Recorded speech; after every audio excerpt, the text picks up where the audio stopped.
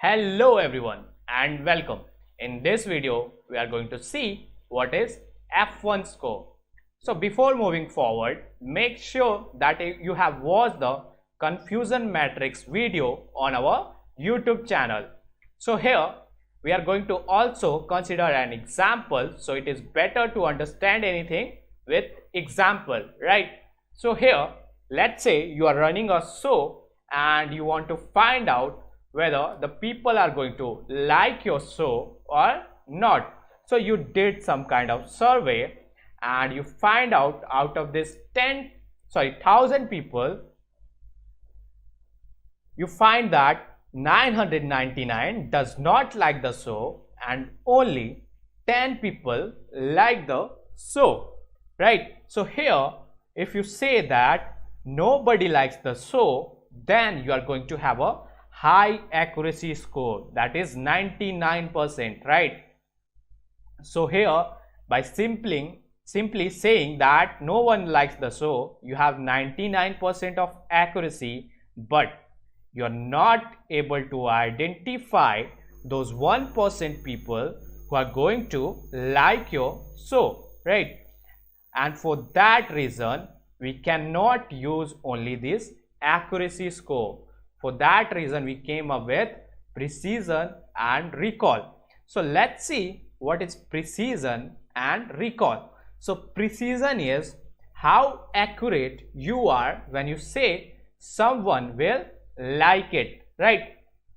So here if you say that 8 people like the show and out of which only 6 actually liked your show, then your precision is 75%, right? And recall is how good you are at identifying people who actually like it.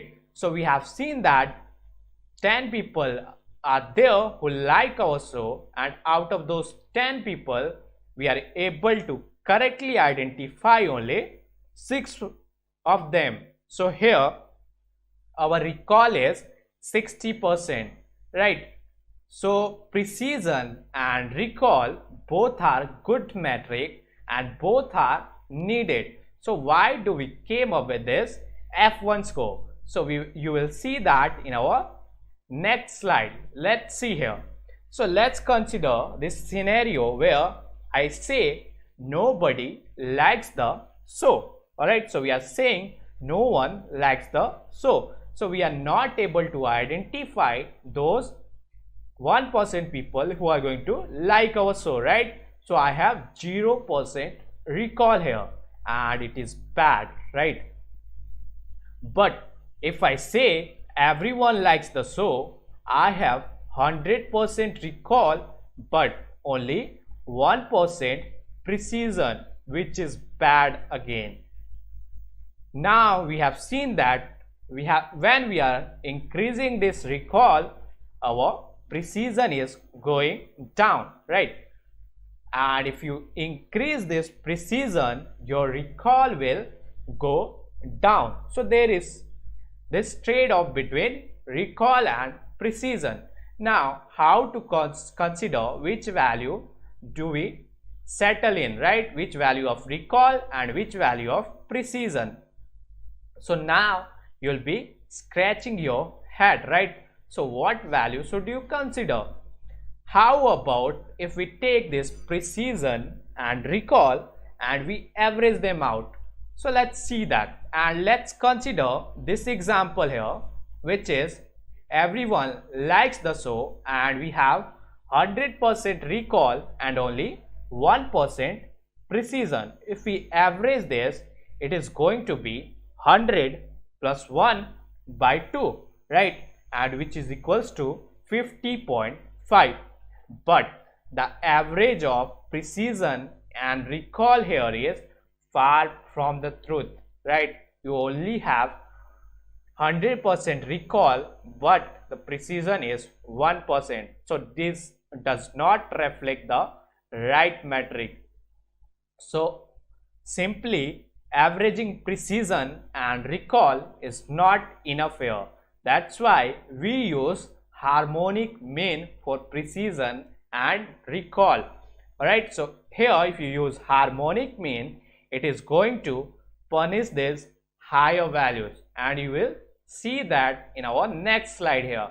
So here F1 score is calculated by this formula, which is equals to 2 into precision into recall divided by precision plus recall. So this is your F1 score.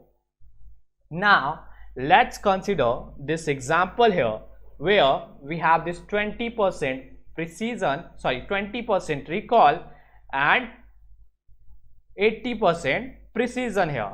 And if we put this value in this formula, we are going to get 0.32, right? And here if you see, the recall was 20%, precision was 80%, but our value that we have calculated, that is 0.32, is close to recall here, lower value, right?